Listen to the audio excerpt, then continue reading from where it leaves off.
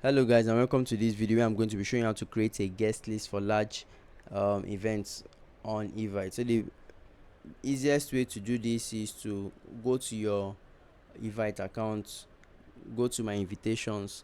This is provided you have created your invitations and now you want to actually send it to your guest list. Now from this area you would see a list of all the invitations you have created and the ones that have been sent to you. So since I created and sent all of these ones, that is why they are writing delivered. So now the next thing for you to is to click on add guests.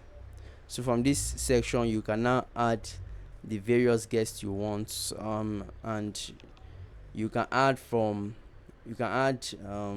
via their email, their phone number.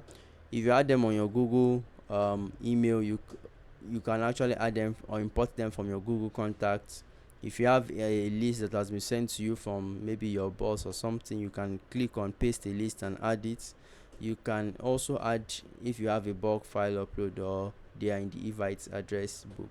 So these are all the ways to add guests to your Evite events.